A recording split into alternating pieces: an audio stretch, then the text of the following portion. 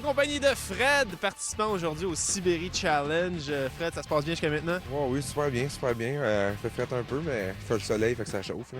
Ça, j'allais dire, t'es en coton ouaté, là, c'est parce que t'es allé sur le terrain, t'as eu chaud? Oh oui, regarde, rendu sur le terrain avec l'adrénaline et la chaleur, on reste au chaud. Là. On dort bien rendu le soir. Là.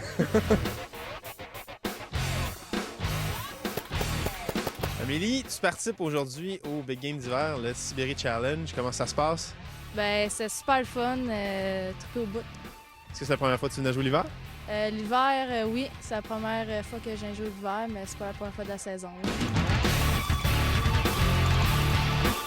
Écoute, les vrais mordus du paintball vont jouer l'été, l'hiver, qu'il neige, qu'il grêle, qu'il pleut, peu importe. Les vrais mordus vont jouer n'importe quand, sous n'importe quelle température. Dédé est là aujourd'hui. Dédé, tu travailles, t'es général. Qu'est-ce que tu fais aujourd'hui? Ah là, aujourd'hui, on s'amuse, on se laisse lousse. Tu joues seulement aujourd'hui. Je joue seulement aujourd'hui. C'est quoi les pires conditions hivernales qu'il peut y avoir? S'il arriverait une tempête de verglas, ça serait le pire. Une tempête de neige, il n'y aurait pas de problème, on pourrait jouer pareil, mais là, aujourd'hui, on a la journée idéale. Courir dans la grosse neige folle, ça devient essoufflant, vraiment beaucoup. Mais l'été aussi, avec la grosse chaleur, ça revient quasiment au même. Bon, mais Steve, ça a l'air vraiment le fun. J'aimerais ça embarquer. Est-ce que tu me prends dans ton équipe? Oui, justement, j'ai quelque chose pour toi.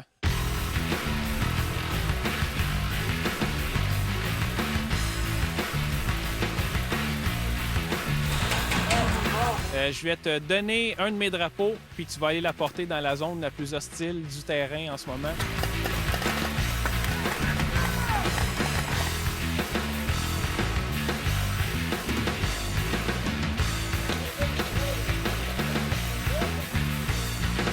Bonne chance, Mathieu.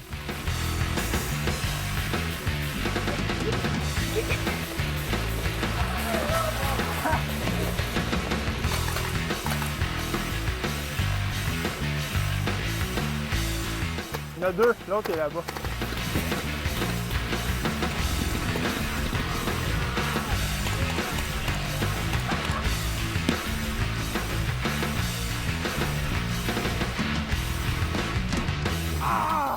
Steve, tu m'avais pas dit que c'était une mission impossible?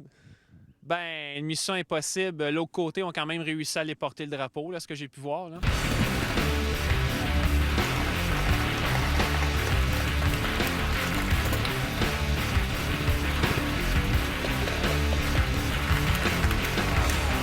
Ce que tu essaies de me dire pour la dernière émission de la saison, c'est que je suis un joueur de paintball média. Ben, pas nécessairement. Là, l'autre équipe a beaucoup travaillé là, en équipe. Ils ont formé des squads, ils ont avancé plus tactique, si tu veux.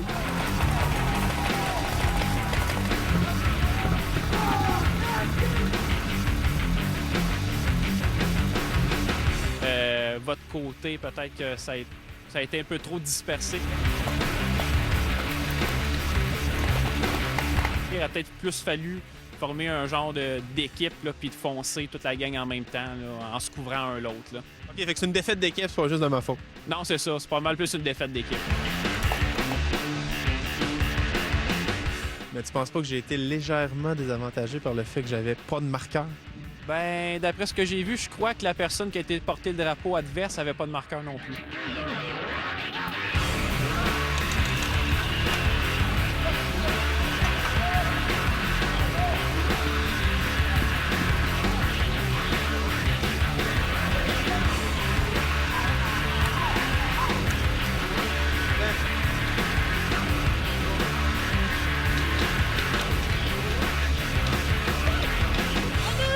C'est bon, merci pour la journée aujourd'hui. Ça me fait plaisir. Restez là, après la pause, Paintball TV se poursuit sur les ondes de RDS.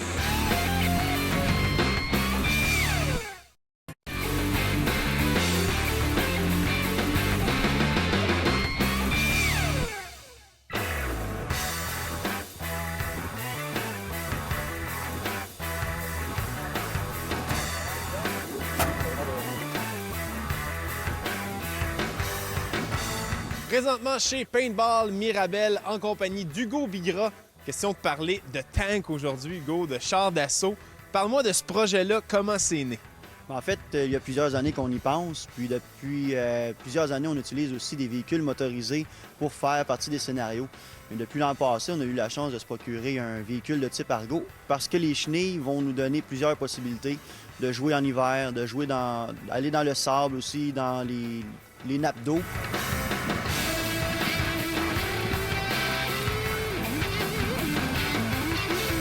Moi, j'étais là pour l'inauguration. C'était à l'opération Fonte des Neiges l'an passé. On est au paintball Mirabel pour l'opération Fonte des Neiges parce qu'il y a un tank! J'ai eu une expérience marquante, je te dirais, avec le tank. Parle-moi du scénario que vous m'avez fait vivre cette journée-là. En fait, le scénario consistait à ce que lorsque les fenêtres du tank sont pleines de peinture, tu devais aller à l'extérieur nettoyer les fenêtres en plein feu de l'action. Pour le show!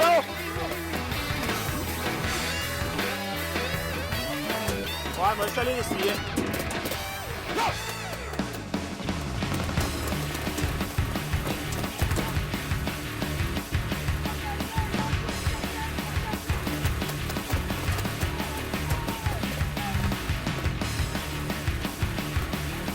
Donc, à toi de me dire comment tu as trouvé l'expérience. Ben moi, c'est parce que je pouvais pas être éliminé, tu sais. Fait que j'étais là, je faisais nettoyer les vitres, les gens s'en donnaient à cœur joie sur le tank. J'étais censé me protéger. Ça n'a pas nécessairement été le cas. Est-ce que vous avez recréé ce scénario-là? Comment vous l'utilisez, le tank, justement, dans les différentes parties? En fait, dans le même principe qu'on a vu avec toi. Ou sinon, dans le débarquement, on va aller regrouper 5 à 6 groupes qui peut faire une somme d'environ 150 personnes totales sur le même aire de jeu. Puis le tank doit se promener à l'intérieur de ça et compléter différentes missions, comme celle d'aller être escorté en fait jusqu'à un point de contrôle ou doit se promener comme au scénario que tu as vécu toi-même.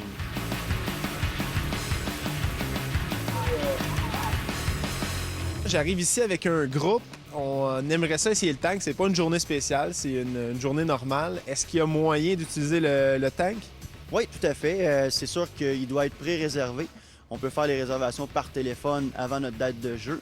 Puis à ce moment-là, on pouvait l'avoir un 4 heures privé avec vous, peu importe le nombre de personnes que vous avez dans votre groupe. Puis le tank peut accueillir jusqu'à 4 participants à l'intérieur. Ça va très bien. On a des petites fenêtres, des petites meurtrières qu'on appelle, que chaque participant peut tirer à partir de là. On a aussi une tourelle qui peut contenir jusqu'à 1000 balles, donc il y a plusieurs possibilités. Puis ça fait vraiment un outil là, incroyable au niveau des scénarios. Les gens apprécient vraiment ce véhicule-là. Bien, bravo Hugo, c'est un très beau jouet. Pour avoir joué plusieurs parties où il y avait des véhicules impliqués, ça donne une autre dimension au jeu. C'est très agréable. Merci beaucoup Hugo. Merci à toi. La chronique performance vous est présentée par la boutique Impact Pro Shop. À la chronique Performance Impact Pro Shop en compagnie de notre expert Steve. Aujourd'hui, on va régler un problème. J'ai un marqueur ici. Oui. Oh Tu vois? boy. Je le vis qu'au fond. Il y a une fuite. Oui. Est-ce que mon marqueur est brisé? Ça m'étonnerait que ton marqueur soit brisé. C'est très rare qu'un marqueur va être brisé et irrécupérable. OK, donc on commence par regarder quoi dans le marqueur pour savoir où situe le problème. Bien, on va partir de la bouteille, puisque c'est là c'est l'alimentation de l'air part de là. Donc, on va commencer par la bouteille. On va regarder le joint torique de la bouteille. OK, le joint torique de la bouteille, si on retrouve ça à l'extérieur. À l'extérieur, on peut défaire la bouteille. OK. C'est le petit O-ring juste ici sur le bout. Si c'est pas ça, bien là, on continue en suivant le chemin du boyau d'alimentation.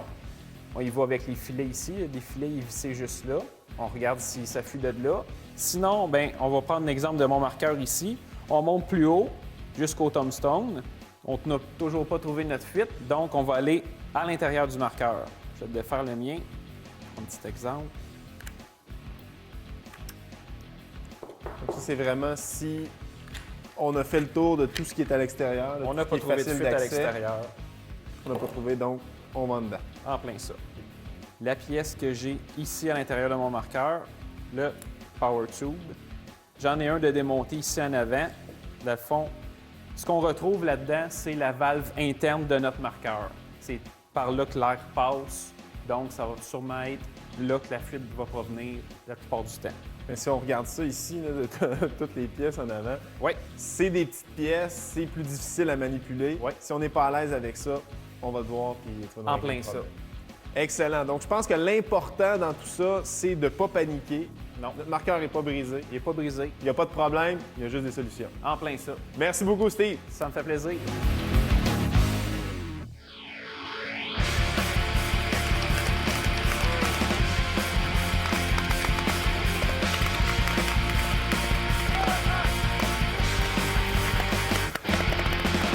Est-ce que tu commences à t'ennuyer de la saison chaude? Est-ce que tu te contentes de ce que tu as l'hiver? Comment tu trouves ça? Ah ben, j'ai hâte, c'est sûr que j'ai hâte à l'été parce que c'est encore plus trippant. Il y a plus de monde les fins de semaine.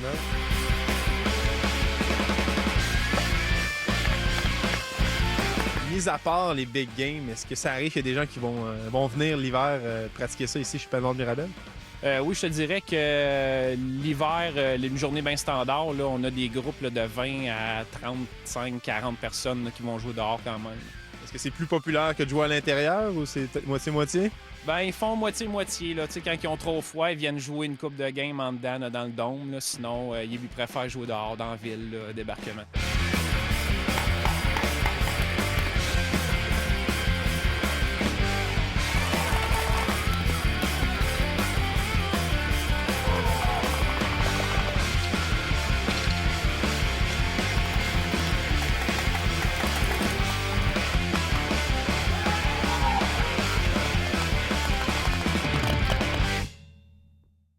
C'est déjà terminé pour cette première saison de Paintball TV. Un immense merci à toute l'équipe de Paintball Mirabel, à Hugo, à Steve, à tous les centres qui nous ont reçus cette année, à tous les gens qui ont participé aux émissions. À vous à la maison d'avoir été là. Merci beaucoup. Et pour une dernière fois, je veux vous entendre. C'est quoi la meilleure émission de Paintball au monde? Paintball TV!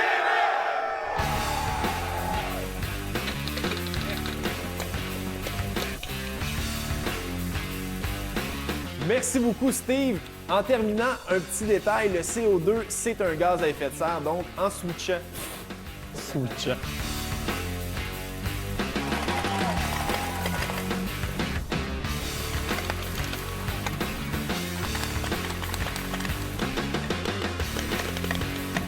Speedball, Ragball, Milsim, Paintball TV. Cette émission vous a été présentée en collaboration avec Paintball Mirabel et grâce à la participation de la boutique Impact Pro Shop.